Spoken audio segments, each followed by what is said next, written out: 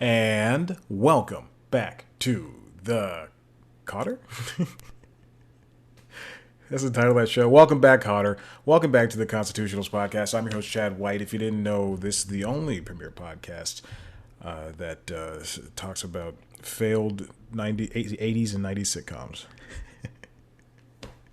Only premier podcast for website, cpluscomedy.com. Like I said, it's a website. Go there, episode 217. Here we go. Let's get into it. Not a lot of time, first of all.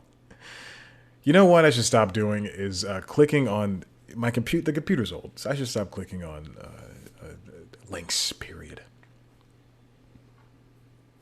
Welcome back, Constitutionals Podcast. Here we are doing this show once again. Could have done it last week, did not. Listen, I started a new job in October, and this time of me just sitting here is really getting on me. I don't play video games during the day, and I try not to watch TV. Although I did watch both a full episode of Jimmy Kimmel Live and Late Night with Seth Meyers today when I got back home from a thing I was doing.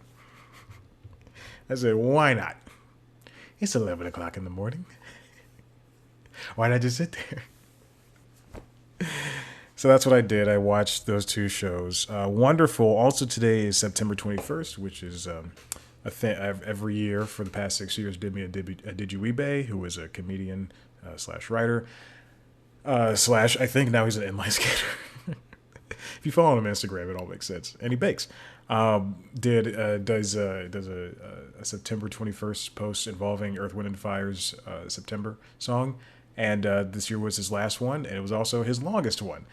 It was a full 4 minutes of just amazing camera work and a lot of great people that he brought along with him. So I'm glad he did that. I'm glad he used his platform in the past couple of years to raise money for a lot of workers or children or whatever have you. So he's a good guy, and I wish him all the best of luck in his next endeavors. Okay. Let's move along as if I had to let him go. Wish him the best of luck. I also want to give you a little behind the scenes. I have which I believe it was as of last year, Rav Power's largest power bank is something I have in my book bag currently sitting at 100% because I did use up about 30% of the battery, and so I just wanted to charge it. Anyway, Rav Power's biggest Jesus, just hit the microphone, which was their biggest battery pack, and it is now plugged into the Zoom recorder because the thing was dying, and this thing's so powerful it could power up the iPad, the Zoom. That's about it at once. Let's move on. Deadline. This comes from David Robb. Female actors reach historic highs on broadcast and streaming shows, but women lag in behind-the-scenes jobs, study finds. So more than half, 52.2% of the major characters on streaming programs shown during the 2020 and 2021 season were played by women. And that is something that you can actually see. Shows like Firefly Lane on Netflix. Only reason that is in my head is because they just casted 2 people of color, and I don't believe that show had any people of color. And so shows like Firefly Lane, and then Pen 15. It's just did Kimmy Schmidt come out during this time? I don't remember the Kimmy Schmidt finale. But yeah, it's one, and now 9 stupid people, or 9 perfect strangers. That's what it's called. 9 stupid people. That is the title of the show.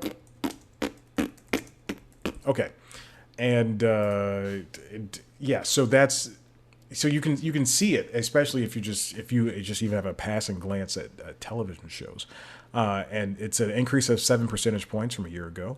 It's a historic high, according to the latest Boxed-In report from Dr. Martha Lausen, Executive Director for the Center for the Study of Women in Television and Film at San Diego State. Such a very specific study. Don't tell me it isn't. I was just making a joke, and it was bad. So let's look at the numbers. 45% of females in all speaking roles for both broadcast networks and streaming services. That's a high. That's a high. That's for the previous high of 44 the previous year. Incremental increase. That's like the iPhone 13 update on iPhone 12 and iPhone 11 on iPhone 12 and iPhone 11 and iPhone 11 and iPhone 10. According to the report, the percentage of female producers, 43%, and directors of photography, 6.8%, working on broadcast programs, network programs, also hit historic highs. So we see incredible gains over this, and then they get into race. 58.2% were white, 22.4% were black percent, 8.3% were Latina, as well as Asian. So that's two different percentages. Then there's a multi, which I find highly offensive, 0.4%. Mina, I don't know what that means. I don't know what that means.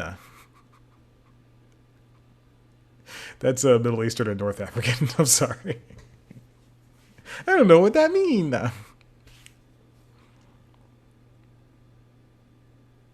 But 60.6% of all females in speaking roles were white women, which is a decline of 4 percentage points from last year. Interesting. Last year's television season. So we're getting these increases, which are great, and they're moving along. But this is stuff that's in front of the camera.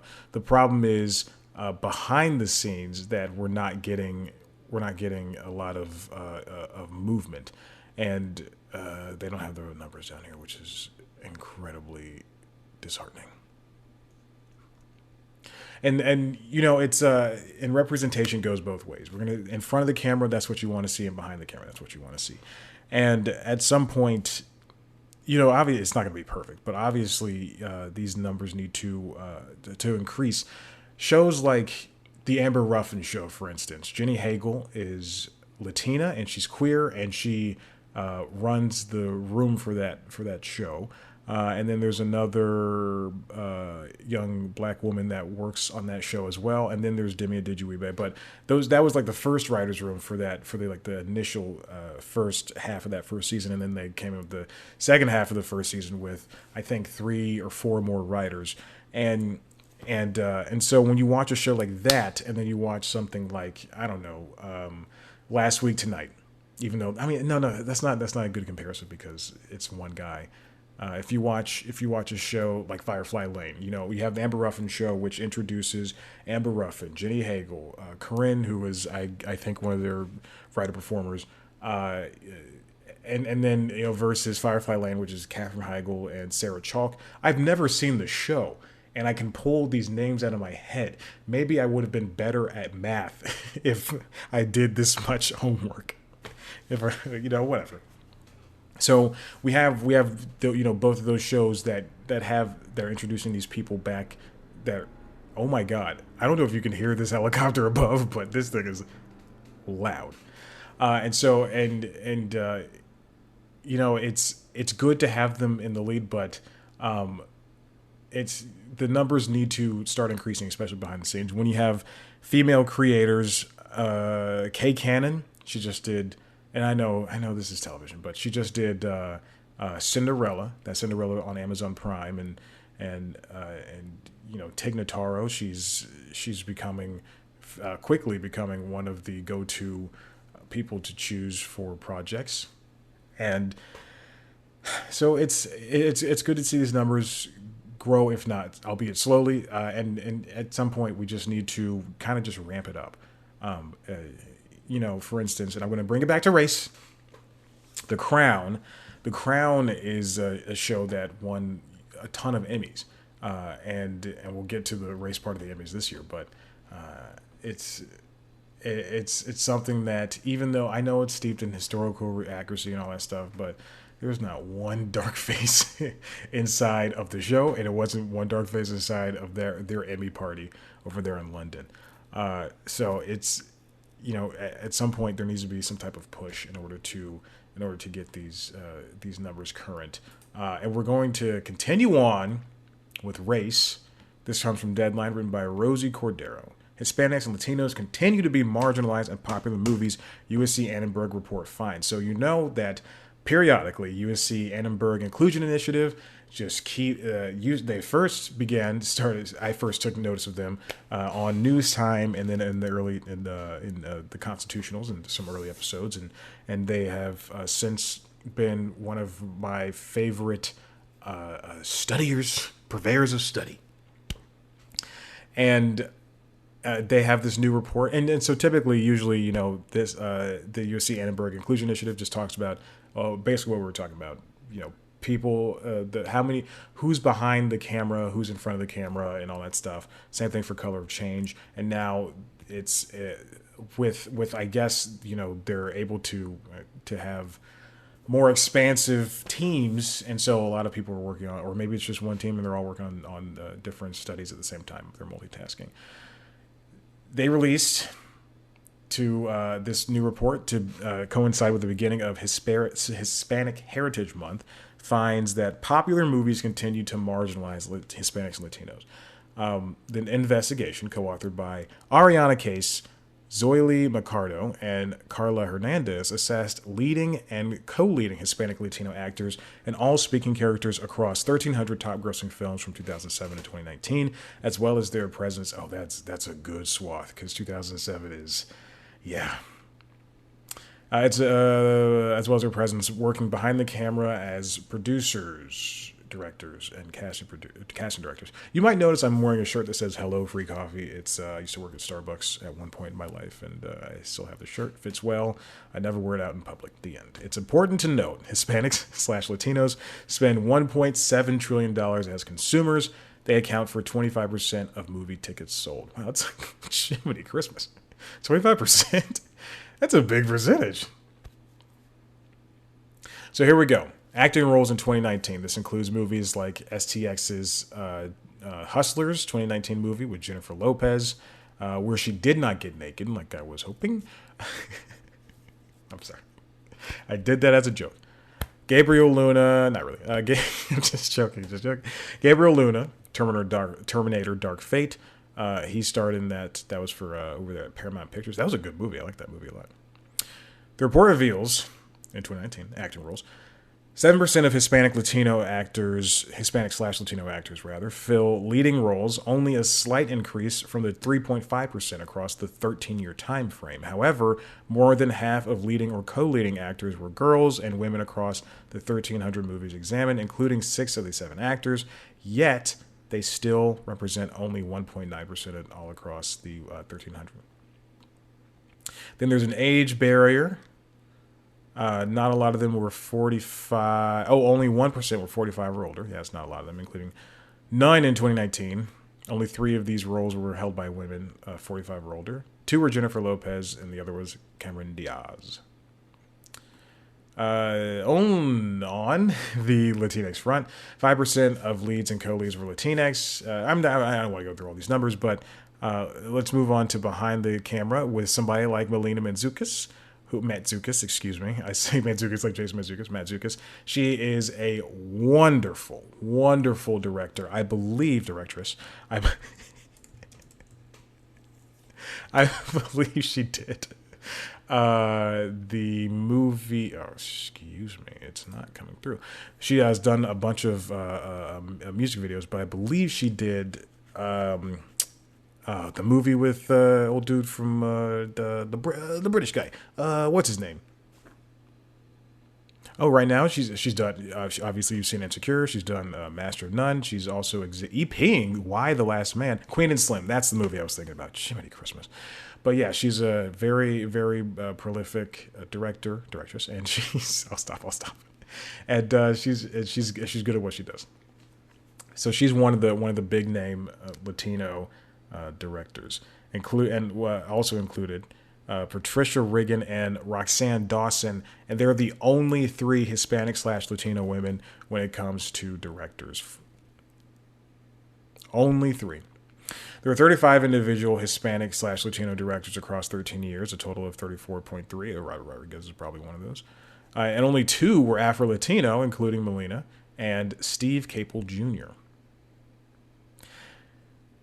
The USC Annenberg Inclusion Initiative comes from Dr. Stacey L. Smith in partnership with Unbelievable Entertainment and Wise Entertainment. So we have these numbers, and this is why I always say, this fight for equality, especially in the entertainment industry, doesn't isn't just a black and white issue. It's not just male female. It comes, even though we didn't talk about anybody in the queer world here, but I it's it comes at a cost when we say one group is more marginalized, or more attention is paid to them, or less paid attention to less paid to them than the other, than others, is that's we're pushing out segments of the audience.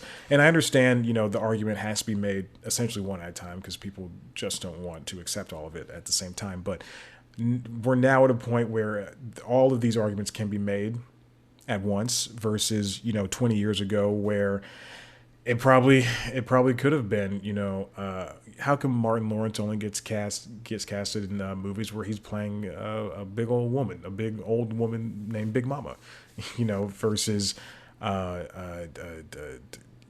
who's Jim Carrey, I guess.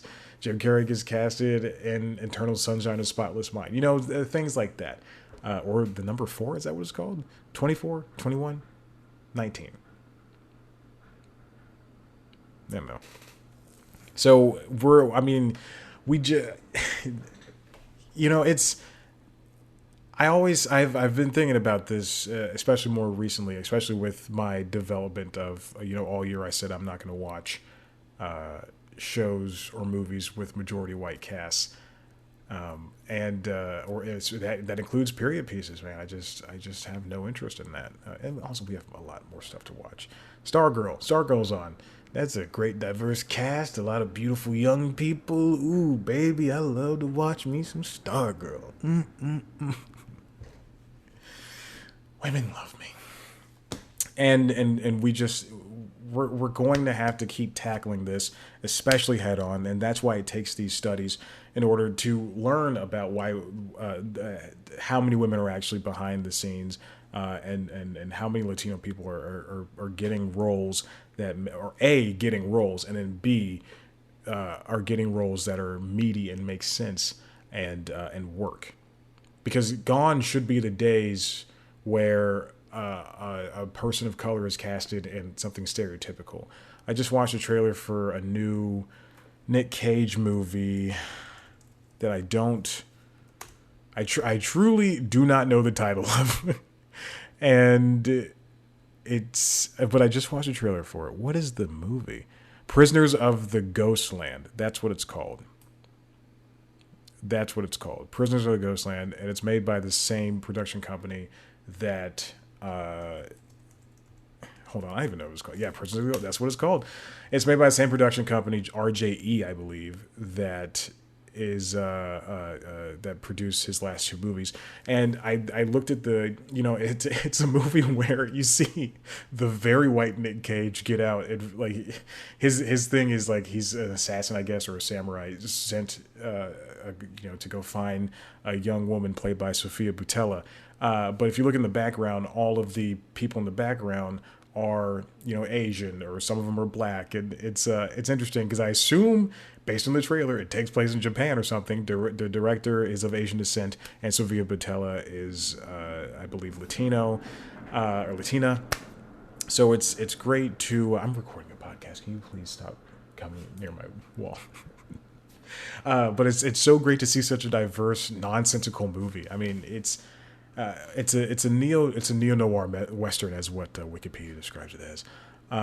But I mean, it just, none of this, the casting, the working with things, none of that should matter. I mean, Edgar Wright's new movie, one Last Night in Soho. I looked at the cast list, and it's just so white. And and people like that keep getting away. Greta Gerwig, Olivia Wilde, people like that get the people of the Crown. they just keep getting away with that, and then you get mad at In the Heights because they didn't have they'd have a lot of Afro-Latina or Afro-Latino people, and you complain about that, and then we watch something like Shang-Chi, where that's the only time we get an Asian actor in a Disney movie, period.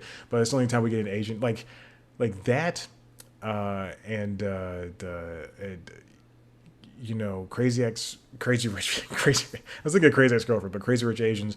That's the only time we get Asian actors and or Black Panther black actors or Coco Latino actors in roles because they has to deal with their culture and yeah, that's how we should cast those movies. But wouldn't it be great to have a chance to have seen Chadwick Boseman in a movie like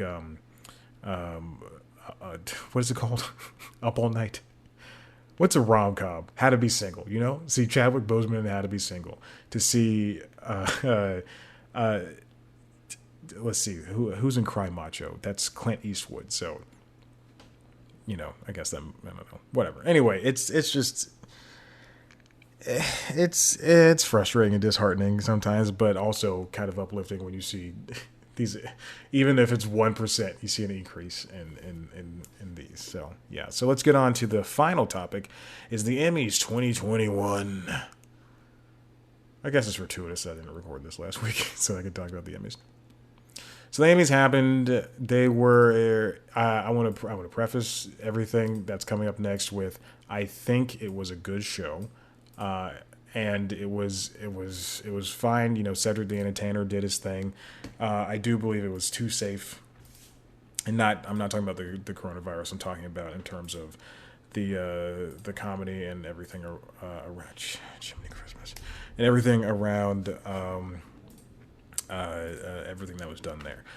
The winners were, if I still did my Emmy ballots and I took the hour that it takes it took the half a day it takes to create them, but but if I did the Emmy ballots and I took the time to sit down, the hour or so to look at, and watch at least one episode of each show and understand what might be picked, then I would just go, okay, Crown, Ted Lasso, Mayor of Easttown, that's what's going to win stuff, and those are the shows that did, and that is a huge problem because it was a bunch of British actors or British based things that won, and then B, it's a lot of white things that won, as opposed to right now we're in this great age of great television where there's 10 or 12 streaming services out there, and let's name them all.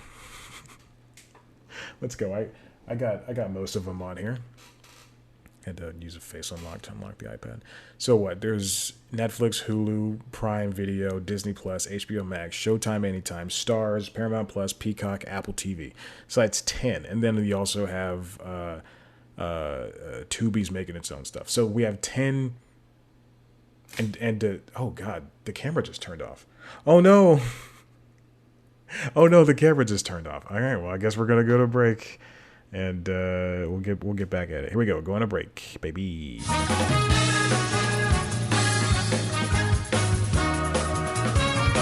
And we're back. How often does that happen? That hasn't happened in a couple of episodes, but also I don't really know or care. So what I was getting at is we're in this great age where there's 10 or 11 or 12 different streaming services, as well as networks and cable providers and all that stuff. Cable providers, cable networks, and broadcast networks that create, a bunch of good, amazing shows, or whatever, subpar shows, or even medium shows, and they're able to. A lot of them are now diversely casting, or they're making things that are very cultural. We got another Marie Kondo show on Netflix. We have Reservation Dogs on FX on Hulu, and I watched the pilot of that, and it's so good.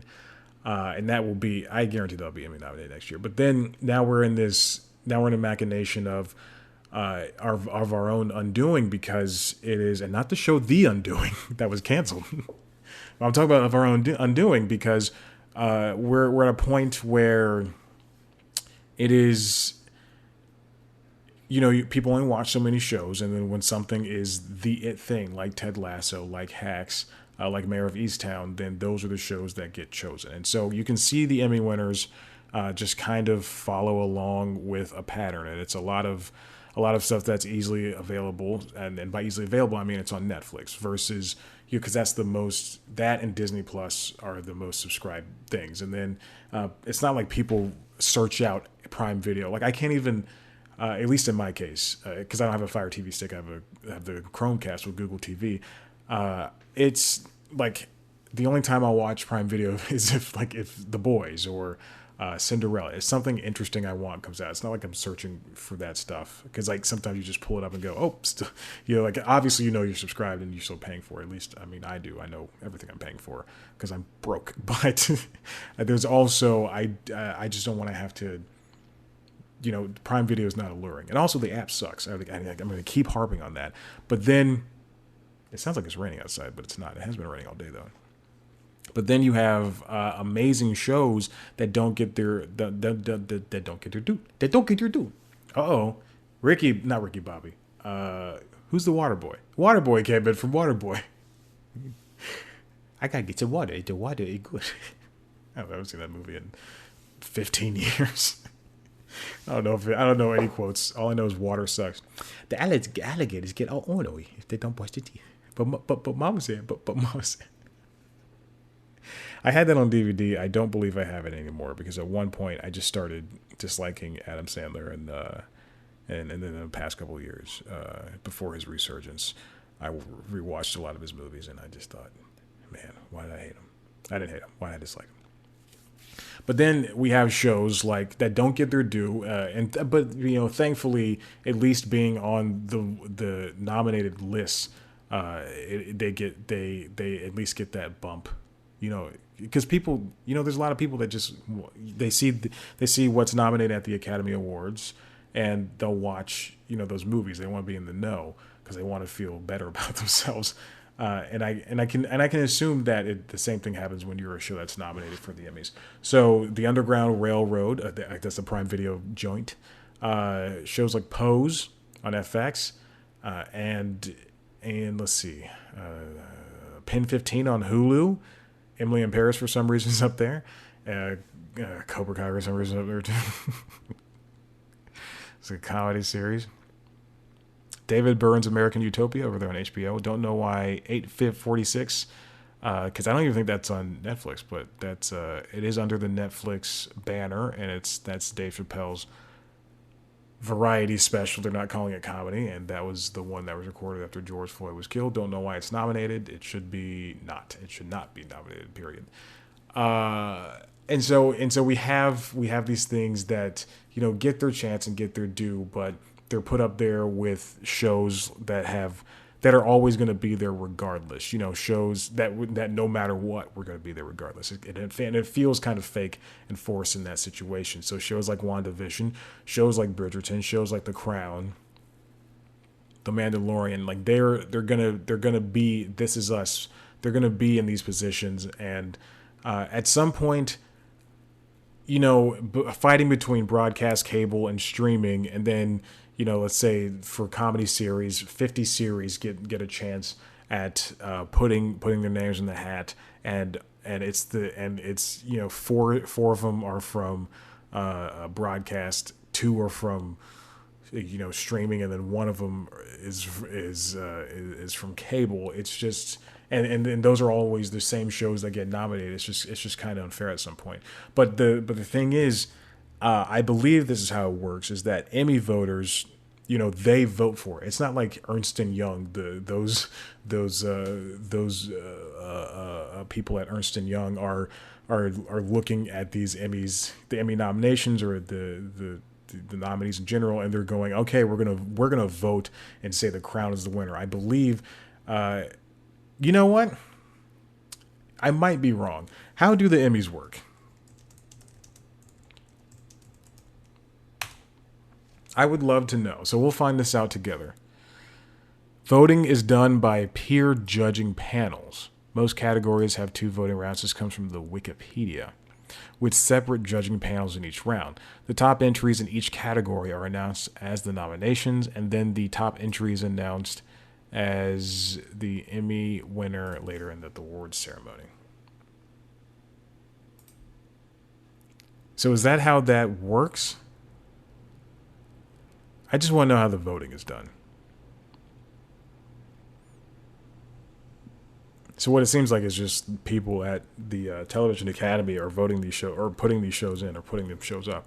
But I mean, I wonder how. I would love to have a to do an episode of News Time in regards to how Emmy voting works, and that actually might be a good episode to do at some point, maybe next year. Oh, you know what? That might be. I'm two episodes behind. That might be an episode I do this week. How Emmy voting works. Hey, you guys just found the you just hey guys, you guys were here for the ideas. You here for the ideas. Uh-oh, I'm back. It's me, Andrew Cuomo. Who thought I was gone? So let's talk about the snubs, and then we'll get into the race, and then we'll be done. If you have a cat or a pet, period, and that can roam the house, sometimes you look around, like because you think you see something out of the corner of your eye.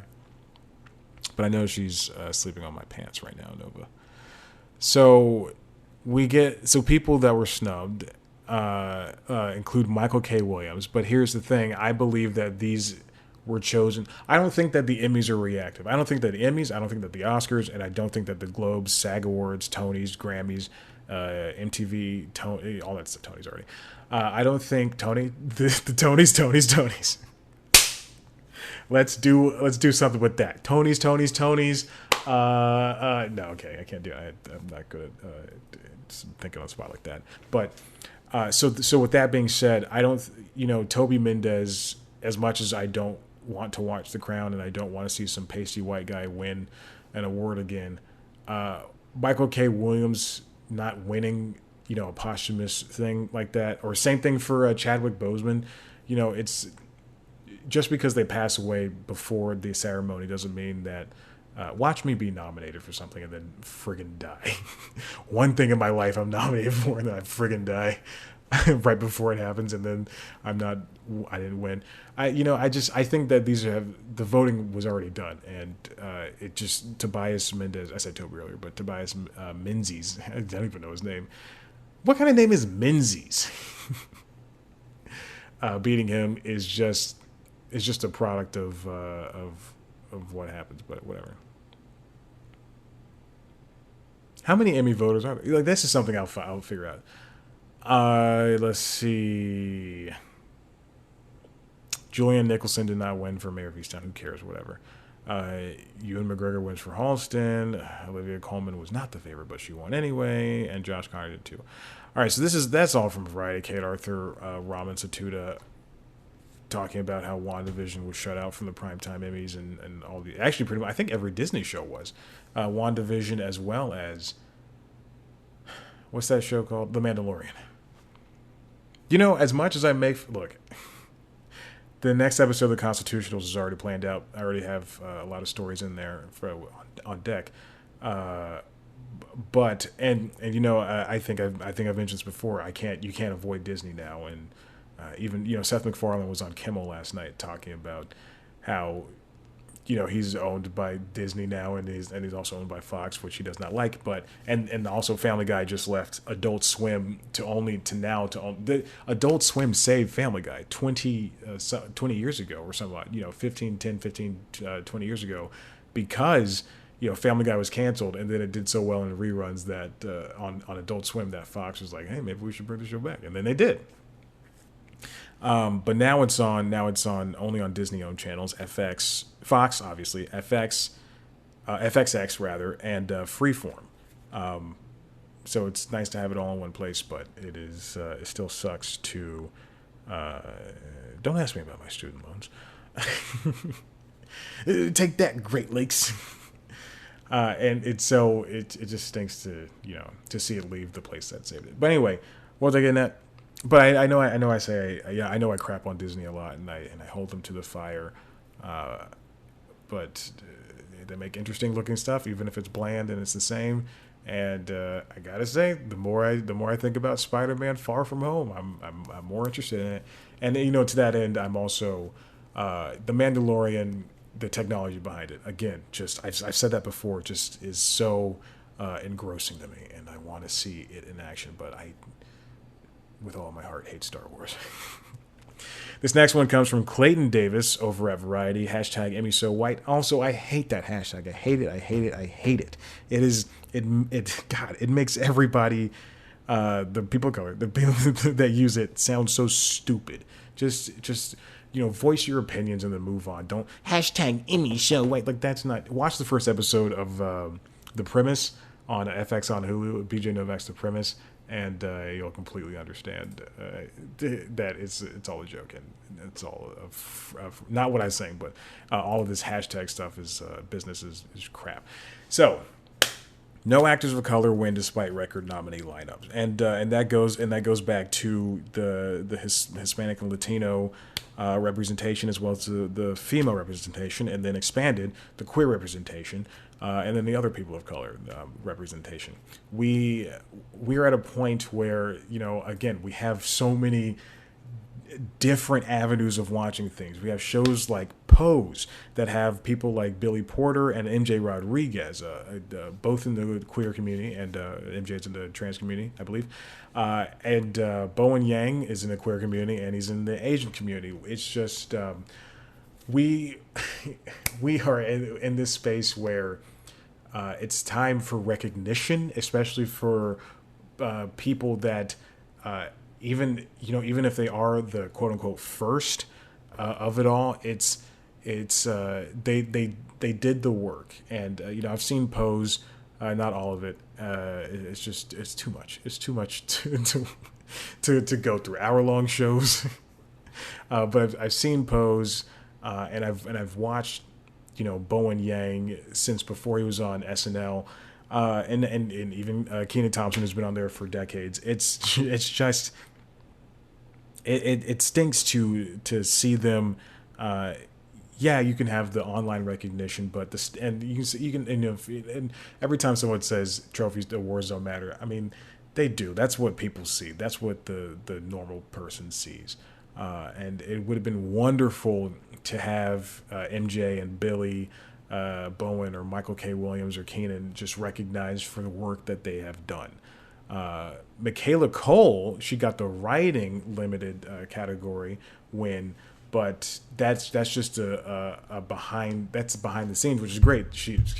Which is great. She joins the likes of somebody like Cora Jefferson, who won for Watchmen, I believe, last year. I was just. It'd be good to see actors, the faces actually win, but again, the behind the scenes is good because that's where I am, and that's the people who also need some help being recognized. The record number of 49 non-Anglo creatives were recognized in the acting and competition categories.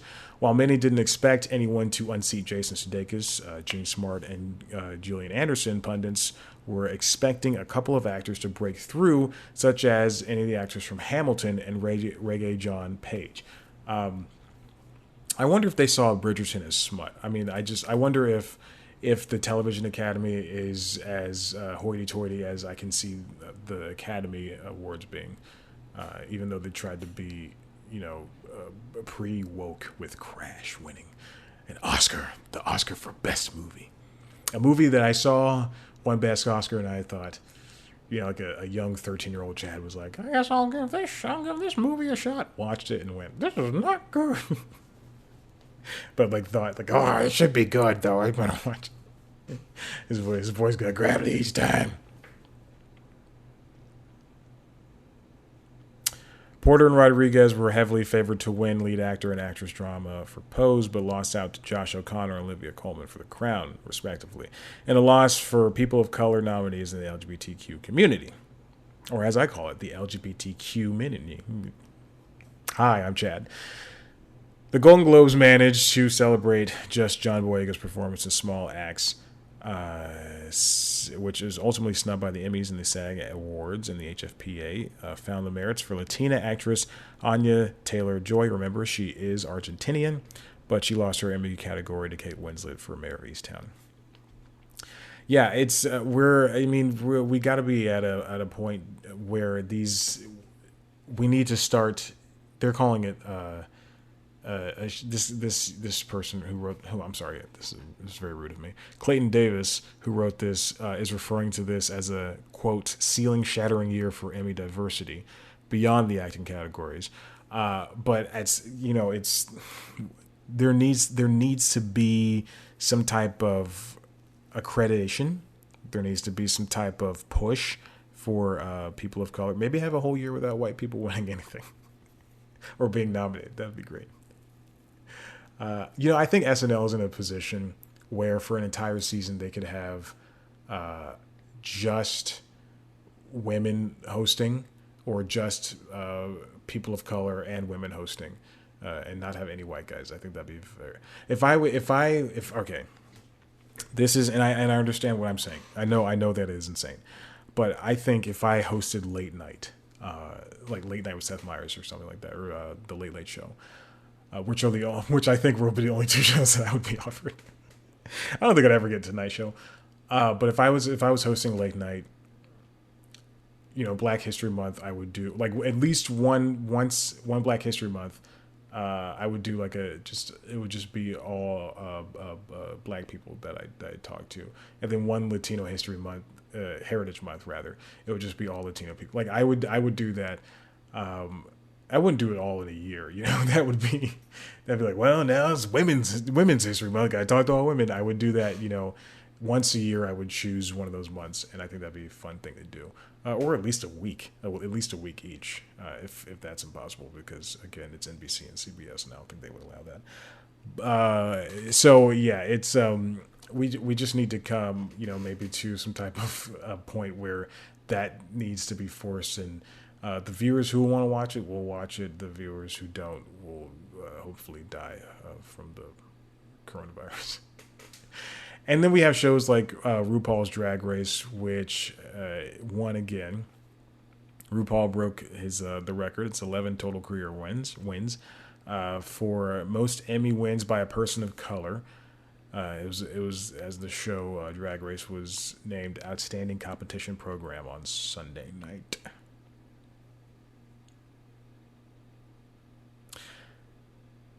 And then Jean Smart's win in lead actress comedy for Hacks makes her the fourth actor to win every acting award in a genre in a single category to go along with her trophies for Samantha. Okay. She's also 70 years old, so that's great. It's good to have. I was going to say octogenarian. It's good to have an older person, someone who's 45 or older, or 50 or older, to win these awards. So even though I still think Hacks sucks. And it is probably the worst show that's aired on HBO since Luck. And I genuinely do not like that show. I watched the entire season, and and it made me angry. And I think everybody involved in that show sucks except for who's her assistant, her CEO, the CEO, the person that plays her CEO. I forgot their name, but that person is good. Dancing around I believe they go by they them, so I am going along those wishes. So yeah, let's get those winners back. Let's get some darkies up in there, and let's this diversity thing needs to be hammered home at some point. And if we need to force it in, then force it in. And in the same vein of that, diversity goes beyond just race. It also includes women and queer and even those people with disabilities, because I read a story that said that this microphone is really good. I'm like, it's in the perfect situation. My voice is perfectly projecting, and I'm moving around it, and it sounds wonderful. But I read a story last week that said the stage for the Emmys had to be ADA compliant, which I had not looked at the nominees in a couple of weeks, so I was hoping that maybe somebody with a disability can win, or maybe and then it got to the night and I realized no one's nominated that can win, but maybe we'll have somebody who has a disability and they're going to present, and no, they didn't. But having that stage be and for lack of a better phrase, forced better term, forced to be ADA compliant really does open up the possibility that, you know, the young woman who plays Barbara Gordon on Titans, she's missing a leg and she uses a wheelchair in the show, and she also, I believe, has a prosthetic leg. Oh, you know what? There were two presenters that had disabilities, I believe. Two Paralympic young women who performed in the Paralympics. So there you go. But maybe this opens up possibilities for that young one who plays Barbara Gordon. Let's see, Barbara Gordon, Titans. And she's great, and she hasn't been in anything, which is wonderful. So I hope her name is Savannah Welch. I hope her career just blossoms from this, because she's so good in that show, even though her character is written poorly.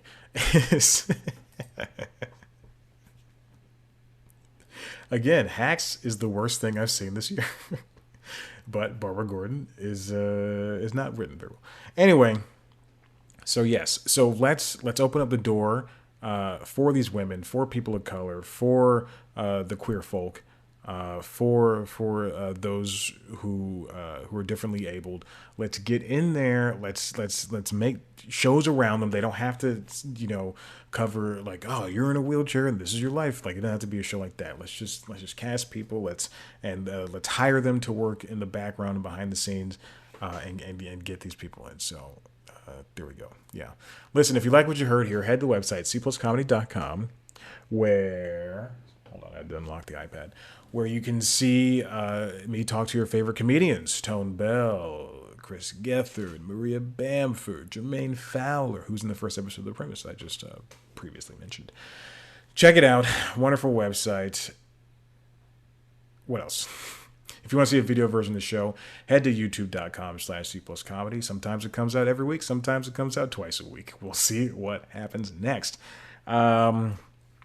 If you want to see, also on youtube.com/cpluscomedy is our premiere show, News Time, that I have admittedly been behind on because of outside factors pertaining to my personal life, but it's a good show. This week's episode, the most recent episode. Most recent episode is celebrating 20 years of Adult Swim. I did a very good cold open followed by a very, very poor episode.